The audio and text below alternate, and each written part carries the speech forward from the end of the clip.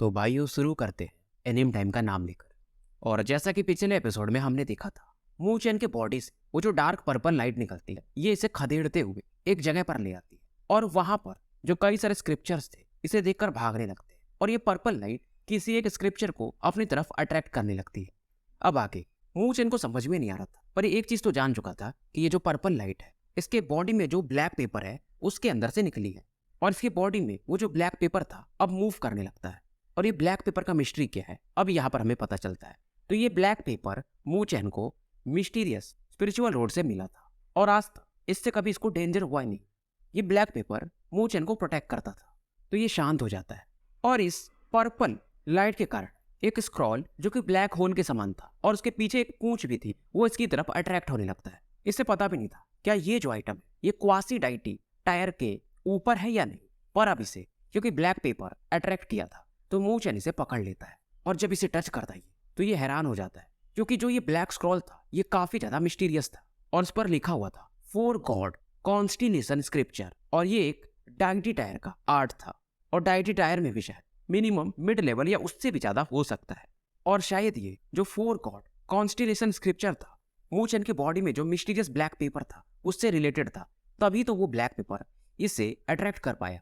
अब इसे याद आता है लेकिन कि एल्डर जू टियान ने मना किया था कि जो भी तुम स्क्रिप्चर अटैक करोगे हर एक स्क्रिप्चर का अपना एक प्रोटेक्टर होता है तो उसे तुम्हें हराना पड़ेगा। ये अभी भी सोच रहा था कि लू या नहीं। थोड़ा देर सोचने के बाद ये ब्लैक स्क्रॉल को टाइटली पकड़ लेता है और अचानक से एक ब्लैड लाइट डार्क लाइट निकलती है और मू चैन को घेर लेती है और मू चैन और ये ब्लैक स्क्रॉल यहाँ से गायब हो जाते हैं। और इधर स्पिरिचुअल आर्ट हॉल को दिखाया जाता है। यहाँ पर एल्डर जू टियान क्रॉस लेग बैठे हुए थे और उनके सामने में एक वाइट ओल्ड मैन भी थे और शायद ये लोग भी कल्टीवेट कर रहे थे और इस दौरान बातें भी करते क्या कोई इस बार डाइटी टायर का स्पिरिचुअल आर्ट ले पाएगा, क्योंकि कुछ सालों में बस शेन कांगशेंग और ली जुआनटोंग ही थे जिन्होंने डाइटी टायर का स्पिरिचुअल आर्ट हासिल किया था।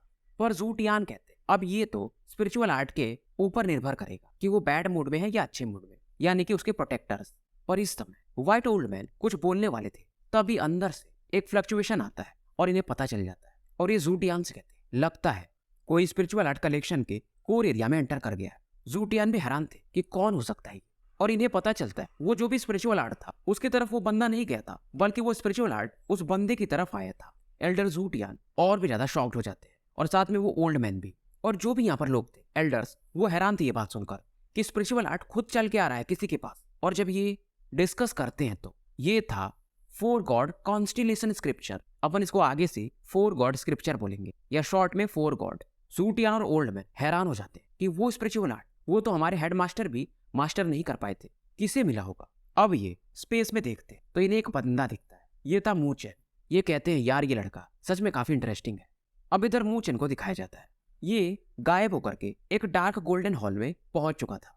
जगह काफी बड़ा था और सामने में से एक शैडो दिखता है जिसकी बॉडी एक ब्लैक आर्मर से कवर थी। ब्लैक आर्मर मानो एक्टिवेट हो गया हो और मू चैन की तरफ काफी तेजी से बढ़ता है और ये तुरंत ही कहता है कि इंट्रूडर अगर तुम मुझे हरा दिए तो ये स्पिरिचुअल आर्ट तुम्हें मिल जाएगा। यानी कि ये प्रोटेक्टर था इस वाले स्पिरिचुअल आर्ट का और ये सब कमाल था उस ब्लैक पेपर का, नहीं तो इस प्रकार का आर्ट मू चैन को कहाँ मिल पाता। अभी प्रोटेक्टर ज्यादा कुछ बोलते नहीं और सीधा एक पंच मारते हैं मू चैन पर और अब मू चैन भी तुरंत ही फोर डेथ सील्स को यूज करके इस पंच पर अपना पंच मार देता है। पर प्रोटेक्टर का पंच काफी खतरनाक था। मू चैन के चारों सील्स को ये तोड़ करके मू चैन की तरफ बढ़ता है और मू चैन बचे हुए अटैक के कारण काफी दूर जाके गिरता है और ब्लड इसकी बॉडी से बाहर आने लगता है। अब ये जो भी प्रोटेक्टर थे ये हेवनली फ्यूजन स्टेज के शायद ऊपर थे और अब इसे समझ में आता है कि एल्डर जू टियान सही कह रहे थे कि लालच करोगे तो लास्ट में कुछ नहीं मिलेगा। मतलब अगर ये स्क्रॉल मू चैन हासिल नहीं कर पाया तो इसे और कोई स्क्रॉल नहीं मिल सकता था। अब व्हाइट ओल्ड मैन इस बैटल को देख रहे थे और हंसते हैं कि इस लड़के को फोर गॉड स्क्रिप्चर तो मिल गया पर अगर प्रोटेक्टर को हरा नहीं पाएगा तो क्या ही मतलब है। जू टियान भी अपनी दाढ़ी खुजा रहे थे और कहते हैं कि फोर गॉड स्क्रिप्चर के जो प्रोटेक्टर हैं उनका जो लेवल है वो हेवनली ट्रांसफॉर्मेशन स्टेज के इनिशियल फेज में और मू चैन अभी तो स्पिरिट स्टेज के लेट फेज में, तो गैप काफी बड़ा है। शायद ये लड़का अनलकी है।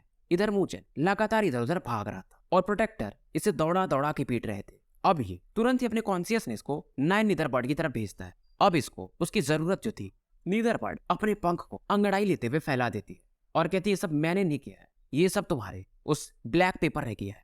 अब ब्लैक पेपर से मूचेन क्या बात करता, ये तो पेपर था। नीदरबर्ड इससे कहती है कि तुम उसे हरा नहीं सकते हो हेड ऑन बैटल में, पर एक चीज कर सकते हो, ये जो प्रोटेक्टर है इसे स्पिरिचुअल आर्ट हॉल वाले कंट्रोल कर रहे होंगे, तो तुम अगर कनेक्शन काट दो तो ये प्रोटेक्टर एक मेटल बॉडी का बना हुआ है, तो इसकी ऑरा डिस्कनेक्ट हो जाएगी, तो ये एक पपेट के समान ऐसा ही एक जगह पर रुक जाएगा। मूचेन पूछता है लिंक कैसे काटूंगा। नीदरबर्ड कहती मुझे क्या पता। अब ये समझ रहा था, ये नीदरबर्ड और ये पेपर हमेशा ऐसा लगता है कि खुद को भगवान समझते हैं। अब मूचेन बाहर आता है, ये प्रोटेक्टर और स्पिरिचुअल आर्ट हॉल के बीच में जो कनेक्शन था उसे ढूंढने लगता है। ये प्रोटेक्टर के आर्मर पर देखता है और एक फीलिंग इसे समझ में आ जाती है कि ये जो फीलिंग थी, ये जो फ्लक्चुएशन था, ये स्पिरिचुअल एरे का फ्लक्चुएशन था, यानी अगर ये एरे को तोड़ देगा तो कनेक्शन कट जाएगा। अब ये आर्मर को ध्यान से देखने लगता है कि कहां पर वो कनेक्शन है, और इधर प्रोटेक्टर लगातार इस पर अटैक दर अटैक करके इसे दूर फेंकते रहता है। मूचेन इंजर्ड हो रहा था पर इसे करीब आते रहता था और अभी एक्साइटेड था। अब इसे स्पिरिचुअल एरे का कोर जो था, वो जो एरिया था मेन, वो पता चल चुका था।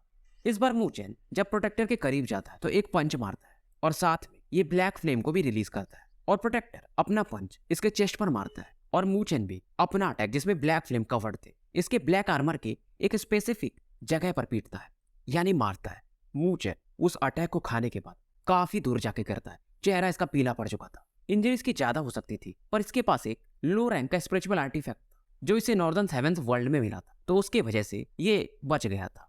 अब ये उठ के खड़ा होता है और प्रोटेक्टर की तरफ देखता है, और इधर जूटियान वगैरह भी इस समय देख रहे थे और ये काफी सरप्राइज हो। ये प्रोटेक्टर अब मूव नहीं कर रहा था। जूटियान शॉक्ड थे और कहते ये कैसे हो सकता है, इस बंदे ने तो हमारे जो कनेक्शन थे उस प्रोटेक्टर के साथ उसे ही तोड़ दिया। तो इस दौरान एक बंदा बोल कि एल्डर जूटियान, क्या हम प्रोटेक्टर को फिर से कनेक्ट करते? पर एल्डर जूटियान कहते नहीं, अगर देखा जाए टेक्निकली तो वो जीत चुका है, उसने प्रोटेक्टर को हराया नहीं पर कनेक्शन ही काट दिया, और उसने एक गैम्बल किया था। इधर मूचेन कहता यार ये 9 नीदर फ्लेम सच में काफी पावरफुल है। नीदर फ्लेम के कारण ही वो प्रोटेक्टर के कनेक्शन को तोड़ पाया था, और इसे समझ में आ रहा था कि अब मुझे जल्दी से जो नीदरबर्ड ने इससे कहा था कि स्पिरिचुअल एनर्जी का फ्यूजन करना पड़ेगा इसके फ्लेम के साथ, वो जल्दी ही करना पड़ेगा। पर अब एक चीज ये भी समझ चुका था कि प्रोटेक्टर जो कि हेवनली ट्रांसफॉर्मेशन स्टेज पर था और ली जुआनटोंग भी इससे ज्यादा स्ट्रॉन्गर है, तो इसे जल्दी जल्दी इंप्रूव करना ही पड़ेगा। 4 गॉड इसे मिल चुका था और स्पेस डिस्टॉर्शन होता है और पहले वाली जगह पर ये वापस आ जाता है। वापस आने के जब ये बाहर आता है तो यहाँ पर बहुत सारे लोग पहले से इकट्ठा थे। एल्डर जूटियान, वाइट ओल्ड मैन, सभी इसको ध्यान से देख रहे थे, और जूटियान कहते तुम सच में काफी लकी हो, तुम्हें 4 गॉड स्क्रिप्चर मिल गया, और ये सबको थैंक्स बोलता है। अब इधर मू कोई, बिंकिंग वगैरह भी बाहर आ चुके थे, लुओली और यांग होंग भी। लुओली से देखती कि काफी इंजर्ड है तो इसे पूछती। यांग होंग को तो मजा आ रहा था, तभी एल्डर जूटियान कहते अरे तुम लोग समझे नहीं, इसको तो एक डाइटी टायर का स्पिरिचुअल आर्ट मिल गया है, और इसकी जो हाल है उसे हेवनली ट्रांसफॉर्मेशन स्टेज के प्रोटेक्टर ने मार के किया है। अब ये सुनते ही सभी का चेहरा बदल जाता है कि इसने हेवनली ट्रांसफॉर्मेशन वाले बंदे से फाइट किया। यांग होंग कहता है यार एक बहुत ज्यादा ओवर कॉन्फिडेंट है। मूचेन इसको कुछ बोलता नहीं, और जूटियान अब बोलते इसे मिल भी गया है, तो यांग होंग का चेहरा बदल जाता है। यांग होंग को एक क्वासी डाइटी टायर का स्पिरिचुअल आर्ट मिला था, और इसे क्या पता कि मूचेन इस लेवल का स्पिरिचुअल आर्ट हासिल कर लेगा। सभी लोग यहाँ से जाने लगते हैं। लुओली से पूछती अब क्या करने वाले हो? मूचेन कहता है मैं एक हाई रैंक के स्पिरिचुअल कन्वर्जेंस एरे में जाऊंगा और ट्रेनिंग करूंगा, मुझे जल्दी से हेवनली फ्यूजन स्टेज में ब्रेक थ्रू करना है। लुओली समझ जाती है ये क्यों ऐसा कर रहा है, और कहती है ये सब ली जुआनटोंग के कारण ना। मूचेन स्माइल करता है और लुओली को घूरने लगता है। लुओली लाल हो जाती है कि ऐसे मत देखो, और इस दौरान ये इसे हक करता है। लुओली आसपास देखती है तो यहाँ पर कोई नहीं था, तो ये अब स्ट्रगल भी नहीं करती है। अब मूचेन इसे कहता है ये सब ली जुआनटोंग के कारण नहीं, मुझे इतना तो समझ में आ रहा है कि तुम्हारे ऊपर जो बर्डन है काफी ज्यादा है। स्पिरिचुअल रोड से मैं तुम्हें देख रहा हूँ, तो मुझे स्ट्रांग बनना है ताकि मैं तुम्हें प्रोटेक्ट कर पाऊँ। शायद मैं अभी क्वालिफाइड नहीं हुई इतना। और मूचेन कहता है तो मैं जा रहा हूँ, क्या तुम भी चलोगी? लुओली कहती है नहीं, अभी हमारा जो गॉडेस लुओ एसोसिएशन है उस पर अटैक्स हो सकते हैं क्योंकि हमें रैंक 1 मिला था, तो मैं कुछ दिन यहीं पर रहूंगी। मूचेन अब यहाँ से निकल जाता है और एक सर्टेन डायरेक्शन में जहां पर स्पिरिचुअल एनर्जी काफी ज्यादा थी, ये था रैंक 6 का स्पिरिचुअल कन्वर्जेंस एरे, उधर ये मूव कर जाता है। 10 मिनट मूव करने के बाद ये फाइनली वहां पर पहुंचता है, और पहले से बाहर में कई सारे लोग यहाँ पर थे जो कि इस रैंक 6 के एरे में जाना चाहते थे। मूचेन यहाँ पर एंटर करता है और स्पिरिचुअल ऑरा सच में काफी ज्यादा थी। अब ये अपने स्पिरिचुअल वैल्यू कार्ड की तरफ देखता है क्योंकि ये जैसे ही एंटर करता है इसके 4000 स्पिरिचुअल पॉइंट्स कट जाते हैं। पर डे का ये भाव था, और फिलहाल मूचेन के पास 5 लाख से ज्यादा ही आसपास स्पिरिचुअल वैल्यूज थे। अब अंदर आने के बाद ये नीदरबर्ड से पूछता है तो स्पिरिचुअल एनर्जी फ्यूजन क्या कंडीशन है उसके? नीदरबर्ड कहती है एकदम जो डेंस वाला एरिया है ना इस स्पिरिचुअल एरिया का, वहां पर चलो, और अगर आसपास लीक होगा तो वो भी ज्यादा अच्छा होगा। और गहरा 10 मिनट और लगते, और ये सबसे गहरे वाले एरिया में जहाँ पर डेंस स्पिरिचुअल ऑरा थी वहां पर पहुंच जाता है। अब डेंस ऑरा थी तो यहाँ पर स्पिरिचुअल मिस्ट बन जाता है, यानी धुंध सा कि आप किसी को देख नहीं पाओगे। और मूचेन यहाँ पर प्रेशर भी ज्यादा फील करता है। नीदरबर्ड इसे कहती लेक में कूद जाओ और कल्टीवेट करो। और नीदरबर्ड कहती वहां पर तुम्हें एक्सटर्नल फोर्स मिलेगा, मैं अंदर से फोर्स लगाऊंगी तो तुम्हें बाहर से फोर्स चाहिए क्योंकि तुम्हारी ऑरा भी उतनी है नहीं। और फाइनली अंदर आने के बाद ये प्रोसेस शुरू करते हैं। अब ये जो पानी था एकदम आइसी कोल्ड था और साथ में प्रेशर, तो मूचेन तो यहीं पर अब पेन तो फील करने ही लगा था, बॉडी इसकी नम हो रही थी। पर नीदरबर्ड अपने ब्लैक फ्लेम्स को रिलीज करती तो इसे थोड़ा आराम मिलता है। और जैसे ही नीदरबर्ड अपने ब्लैक फ्लेम्स को रिलीज करते मूचेन का जो मूचेन जैसा एक स्पिरिट था उसे दिखाया जाता है। अब मूचेन बाहर जैसे सील्स बना रहा था वो बंदा अंदर भी वैसे ही सील्स बनाता है। और इस दौरान ब्लैक फ्लेम से ये खुद को प्रोटेक्ट कर रहा था। ब्लैक फ्लेम उस स्पिरिट को भी घेर लेती है और मूचेन के स्पिरिचुअल एनर्जी को भी, यानी बेसिकली एक तरह से ब्लैक फ्लेम्स और मूचेन के डार्क ब्लैक स्पिरिचुअल एनर्जी के बीच एक बैटल शुरू हो जाता है। पास्ट में मूचेन नाइन नीदर फ्लेम को थोड़ा बहुत कंट्रोल कर पाता था क्योंकि नीदरबर्ड उसके साथ थी, अभी भी है, पर अब इसके पावर को ये खुद का बनाना चाहता है। अब मूचेन की स्पिरिचुअल एनर्जी होती वो मेल्ट होने लगती है ब्लैक फ्लेम के कारण, और मूचेन अब पेन फील कर सकता था। ये अपने दांत को पीसते रहता है और इस पेन को बर्दाश्त कर रहा था। बॉडी इसकी एकदम हॉट हो चुकी थी। नीदर फ्लेम्स इसके मेरिडियंस में अब जा रहे थे और धीरे धीरे इसका जो स्पिरिचुअल एनर्जी था इस ब्लैक फ्लेम के साथ फ्यूज होना शुरू हो जाता है। और जो पेन था इसका जो ग्रेट पगोडा आर्ट था इसे एक्टिवेट करके और नेचर की स्पिरिचुअल एनर्जी को एब्जॉर्ब करके ये थोड़ा बहुत कम कर ले रहा था। और ये प्रोसेस काफी ज्यादा टायरिंग था क्योंकि स्पिरिचुअल एनर्जी फ्यूजन इसमें समय लगता है। अब धीरे धीरे समय बीतने के साथ ये फील करता है कि इसका जो स्पिरिचुअल एनर्जी है इसमें एक ब्लैक फ्लेम का शेड आने लगा है, तो ये काफी ज्यादा खुश होता है। नीदरबर्ड कहती है अभी तो तुमने बस एक छोटा मात्रा ही बस फ्यूज किया है, इसको पूरा होने में समय लगेगा। 2 दिन बीत चुके थे और स्पिरिचुअल एनर्जी फ्यूजन आगे बढ़ रहा था और लगातार इसका ग्रेट पगोडा भी एक्टिवेट था। लेक वाटर जो था अब मूचेन की तरफ ही इकट्ठा होने लगता है और एक बड़ा सा वॉर्टेक्स बनने लगता है क्योंकि मूचेन इस लेक के नीचे था। अब बाकी जो लोग थे जो थोड़े दूर में कल्टीवेट कर रहे थे, जब इस सीन को देखते हैं तो ये हैरान थे कि कौन है ये बंदा। यानी मूचेन जहां पर बैठा था वहां का पानी हट चुका था और इसके आसपास एक सर्कल यानी भंवर सा बन जाता है। और ये लोग इस बात पर हैरान थे कि ये बंदा अभी तो बस स्पिरिट स्टेज के लेड फेज में है और इतना नीचे इतना रेकलेस कोई कैसे हो सकता है। मूचेन फिलहाल किसी को भी देखता नहीं, आंखें बंद थी और सबको इग्नोर मार रहा था। धीरे धीरे ब्लैक फ्लेम्स मूचेन को अब कवर करने लगते हैं और ये लगभग प्रोसेस अब कंप्लीट हो चुका था। नीदरबर्ड बताती है इससे कि अब तो तुम्हारे बॉडी में जो स्पिरिचुअल एनर्जी है वो चेंज हो चुका है, ये फ्यूज हो चुका है, पर एक और चीज बाकी है, तुम्हें सीड ऑफ फायर बनाना पड़ेगा इस 9 नीदर फ्लेम से, और इसे तुम्हें समय के साथ अपने स्पिरिचुअल एनर्जी को यूज करके स्ट्रेंथन करना पड़ेगा।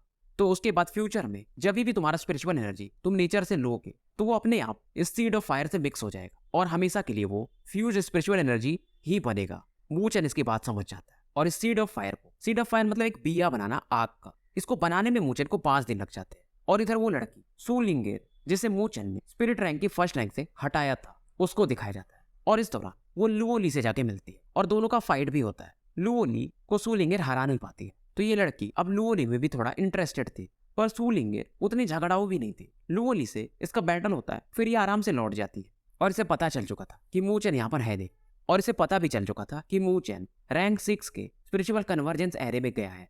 तो ये अब उधार पड़ रही थी और इसका फिलहाल एक ही मकसद था, मूचेन को हराना। वैसे भी सूलिंगेर इसकी जो बड़ी बहन थी सूजुआन, उसका भी नाम काफी ज्यादा था और ये खुद काफी सुंदर थी, तो बहुत सारे लड़के इस पर फिदा रहते थे और इसके कहने पर कई सारे लड़के मूचेन को ढूंढने लगते हैं और इसके साथ ग्रुप का लड़के लोग इस एरे में एंटर करते हैं और फिर भी इन्हें मूचेन मिलता नहीं है क्योंकि ये लेक के अंदर कल्टीवेट कर रहा था। और सूलिंगेर के आसपास जो कई सारे लड़के थे वो मूचेन के बारे में इसे बताते हैं कि वो इस बार के फ्रेशमैन कंपटीशन का विनर है और यांगहोंग करके एक बंदा था जो कि मिड फेज में था हेवनली फ्यूजन के, और मूचेन ने उसे हरा दिया था। सूलिंगेर कहती ठीक है पर इस बार तो मैं उसे छोड़ूंगी नहीं।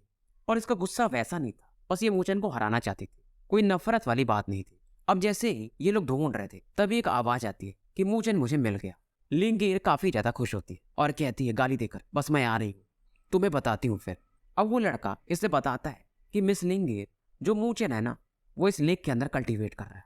सूलिंगेर इसे थैंक्स बोलती है और उस एरे के अंदर एंटर करने के बाद इसके भी कुछ पॉइंट्स कटते हैं पर ये बढ़ जाती है। बाकी लोग कहते हैं कि हम आपका साथ दे सकते हैं, पर ये कहती नहीं, मैं उसे अकेले हराऊंगी।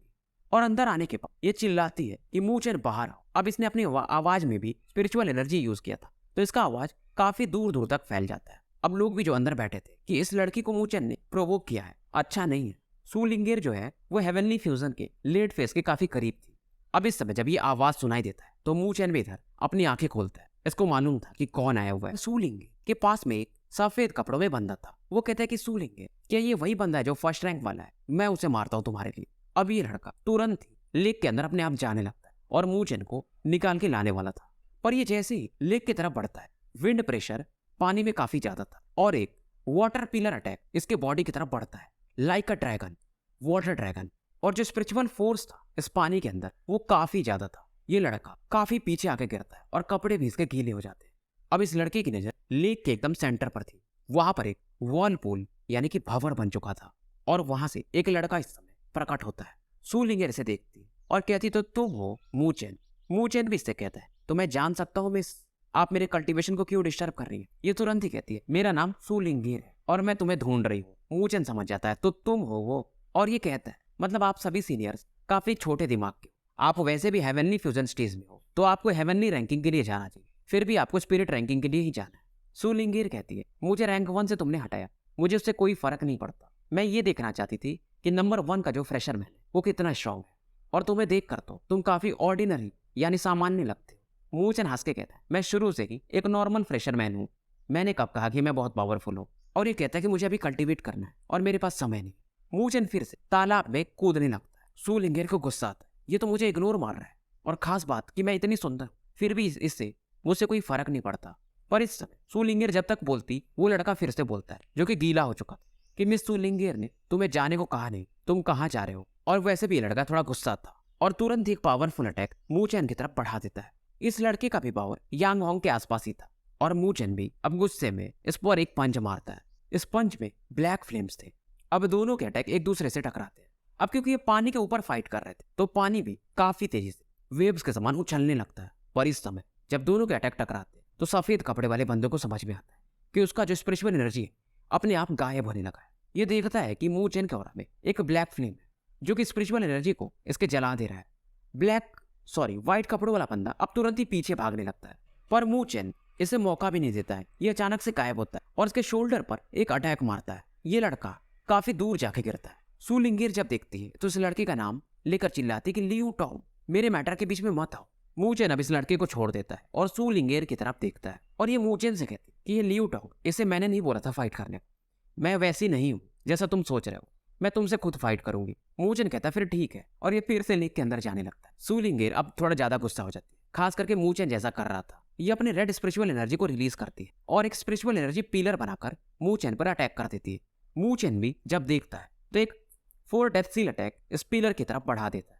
अब जब दोनों अटैक टकराते हैं तो खतरनाक लेवल के रिपल्स चारों तरफ फैलने लगते हैं। सू लिंगेर वैसे तो लियू टॉन्ग से कहीं ज्यादा पावरफुल थी, अब लिंगेर भी रुकती थी। ये अटैक के बाद ये आगे बढ़ती और इसका रेड एनर्जी मूचेन के ब्लैक एनर्जी से टकराने लगता है और बहुत सारे लोग इस बैटल को काफी इंटरेस्ट से अब देखने लगते हैं। बैटल भी इस लेक के ऊपर ही चल रहा था। सू लिंगेर वैसे भी काफी समय से फेमस थी, तो बेसिकली ये जो बैटल था प्रीवियस स्पिरिट रैंकिंग का टॉपर वर्सेस नया स्पिरिट रैंकिंग का टॉपर।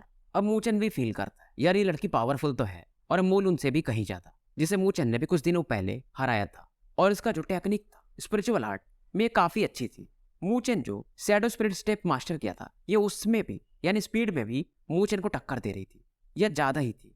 सू लिंगेर के पास एक स्पिरिचुअल आर्टिफैक्ट भी था यानी वेपन, उसका भी अब ये यूज कर रही थी। ये एक मिडिल रैंक का स्पिरिचुअल आर्टिफैक्ट था और इस प्रकार का स्पिरिचुअल आर्टिफैक्ट मूचेन ने काफी रेयर ही देखे थे। और ये जो वेपन था इसको स्कारलेट विप कहते हैं। तो बेसिकली जो सू लिंगेर थी वो हाफ स्टेप हेवनली फ्यूजन के लेट फेज में थी और इस दौरान जब इनके क्लोज कनेक्शन होते हैं अटैक में तो मूचेन को ये थोड़ा दूर फेंक देती है। लोग कहते हैं यार ये सू लिंगेर कैपेबल तो है।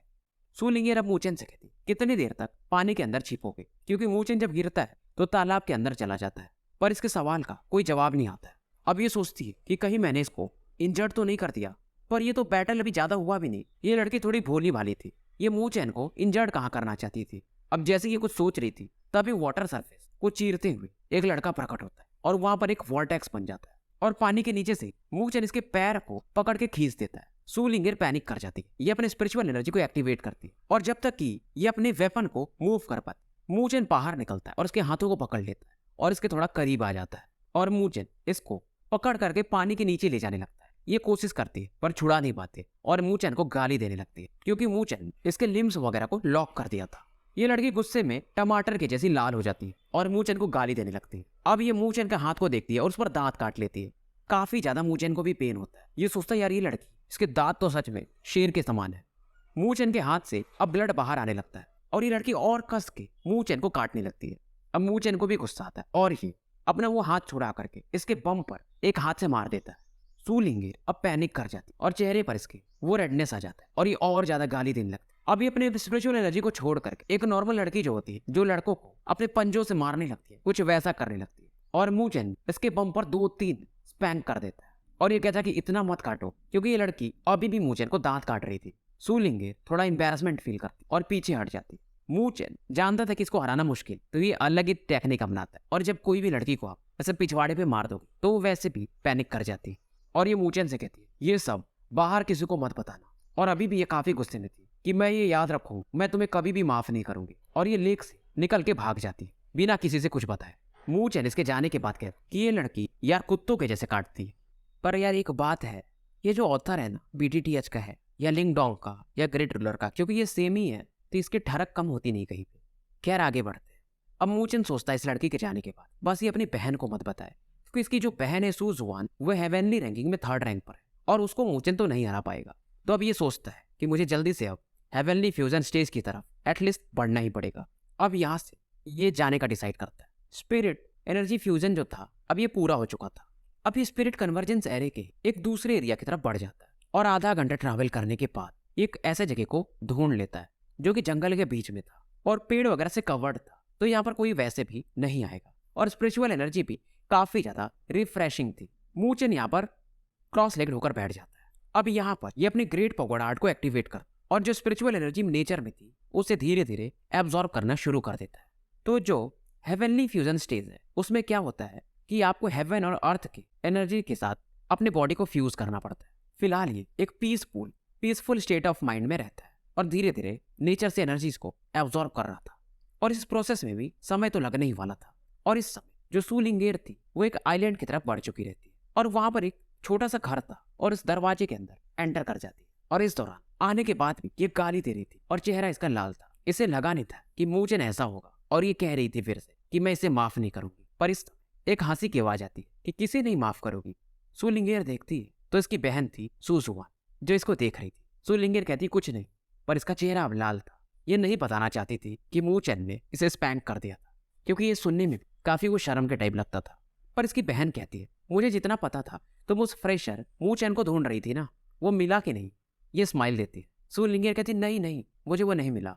सू जुआन को भी लग रहा था कुछ तो गड़बड़ है, ये तो मूचेन को परेशान करने को सोच रही थी। अब ऐसा क्या हो गया? अब ये इससे पूछ ही देती है क्या बात है। लिंगर कहती कोई बात नहीं, पर सू जुआन कहती अगर कोई प्रॉब्लम रहे तो बता देना। सू लिंगर भी कहती है हाँ मुझे मालूम है। सू जुआन अब यहाँ से वापस लौट जाती है और अपनी बहन के जाने के बाद ये फिर से मूचेन को गाली देती है क्योंकि इसके बैक में थोड़ा पेन हो रहा था और ये सब मूचेन ने किया था। अब एक दिन बाद ये फिर से स्पिरिट कन्वर्जेंस एरिया की तरफ जाती है पर लेक में उसे मूचेन दिखाई नहीं देता है। ये फिर से कहती है इस बार तो मैं तुम्हें जाने नहीं दूंगी, कहीं भी छिपो। गुस्से में ये मूचेन को लगातार ढूंढ रही थी और इधर मूचेन एक गुफा के अंदर कल्टीवेट कर रहा था। मूचेन की जो ब्रीदिंग थी वो काफी वीक हो चुकी थी और ऐसा लग रहा था ये मरने वाला हो, और अंदर से एक अलग ही वाइटल फोर्स इसे धीरे धीरे इंक्रीज कर रहा था। मतलब एक प्रकार का चमत्कार कि बाहर से आपकी बॉडी घट रही हो और अंदर से जो ऑरा है वो बढ़ रही थी। और इस दौरान 1 महीने निकल चुके थे। अब इसका जो स्पिरिट था जो मूचेन के जैसा ही दिखता था वो ट्रेम्बल करने लगता है और स्पिरिचुअल ऑरा अब इसकी कहीं ज्यादा बढ़ने लगती है और कंडेंस होने लगती है और ये पहले से ज्यादा स्ट्रॉन्गर थी और अलग लेवल पर। और ये जो ऑरा थी मानो गुफा और बाहर भी एक वेब के समान फैलने लगती है। मूचेन अब स्पिरिट स्टेज के ऊपर जा चुका था, यानी अब ये हेवनली फ्यूजन स्टेज में एंटर कर चुका था और इसकी स्पिरिट जो पहले एकदम इल्यूजनरी थी अब वो साफ साफ देखी जा सकती थी। ग्रेट पगोडा आर्ट लगातार सर्कुलेट कर रहा था और इसका जो स्पिरिचुअल पल्स था जो इसकी माँ ने सील किया था वो भी उसे भी मतलब ये फील करने लगता है। और इसका जो वो ब्लैक टावर था यानी ग्रेट पगोडा, उसमें भी कुछ मिस्टीरियस मार्क दिखाई देने लगते हैं। इसको मालूम था कि ब्लैक टावर नॉर्मल तो नहीं है अगर इसकी माँ ने इसे दिया है। ऐसा लग रहा था ये एक स्पिरिचुअल आर्टिफैक्ट है यानी वेपन पर अभी भी ये जो टाइनी ब्लैक टावर था, मूचेन को पता नहीं था कि क्या है। स्पिरिचुअल पल एक शेप ले सकता था, मूचेन को ये पता नहीं था। अब जो भी था ये अलग लेवल का इसका स्पिरिचुअल पल्स था। अब ये केव के एंट्रांस पर खड़ा था और जो घने जंगल थे उन्हें देख रहा था और अपनी स्पिरिचुअल ऑरा से ये दूर तक के चीजों को फील कर पा रहा था। अब ये भी सोच रहा था क्या इसके फादर हेवनली फ्यूजन स्टेज में पहुंच गए होंगे, और अगर मूचेन अपने घर पर होता तो उस वाले एरिया में एक ये लॉर्ड बन सकता था। अब क्योंकि ये रैंक 6 के स्पिरिचुअल कन्वर्जेंस एरिया में था तो इसने 2 लाख स्पिरिचुअल पॉइंट्स खर्च हो गए थे। अब यहाँ से ये बाहर निकलने लगता है और 10 मिनट ट्रैवल करने के बाद एक जगह पर स्पिरिचुअल कन्वर्जेंस एरिया के ये एक अलग ऑरा फील करता है और ये देखते हैं कई सारे लोग इसी की तरफ पढ़ रहे थे। ये इनसे पूछता है कि सीनियर आप लोग कहाँ जा रहे हैं, पर वो सीनियर जवाब नहीं देता है और आगे जाने लगता है। तभी मूचेन इसे 5000 स्पिरिचुअल वैल्यूज देता है। वो बंदा रुक जाता है और कहता लगता है तुम फ्रेशर हो, तुम्हें नहीं पता स्पिरिट कन्वर्जेंस एरिया में 1 साल के अंदर एक स्पिरिट टाइड आता है और वहां पर बहुत से अच्छी चीजें मिल जाती है, पर ये स्पिरिट टाइड काफी वायलेंट होता है। अगर इसके अंदर तुम प्रवेश कर तो शायद तुम्हारा बचना भी मुश्किल होगा। और इस बार शायद वहां पर एक सेलेस्टियल स्पिरिट लोटस बन रहा है, मतलब स्पिरिट टाइड के ऑरा से एक सेलेस्टियल स्पिरिट लोटस बनता है। हर बार ही बनता है पर इस बार थोड़ा सा ज्यादा कंडेंस फॉर्म में, और स्पिरिट लोटस के सीड्स तुम्हारे स्पिरिचुअल एनर्जी को कहीं ज्यादा सॉलिडिफाई कर सकते हैं। अब मूचेन भी सोचता है मैं भी वहां पर चलता हूँ, और एक जो स्पिरिट लोटस सीड होता है उसका दाम 2 लाख स्पिरिचुअल वैल्यूज होता है, तो इसे बेचकर ये काफी स्पिरिचुअल पॉइंट्स इकट्ठा कर सकता है। और मूचेन भी फील करता है इसके बॉडी में जो हेवनली फ्यूजन स्टेज पर पहुंचने के बाद ऑरा है वो थोड़ा सा स्लगिश है, तो मे भी लोटस सीड की मदद से ये इस प्रॉब्लम को रिजॉल्व कर सकता है। तो भाइयों, स्टोरी यहीं पर समाप्त करते हैं और मिलते हैं फिर शाम में एक नए वीडियो के साथ।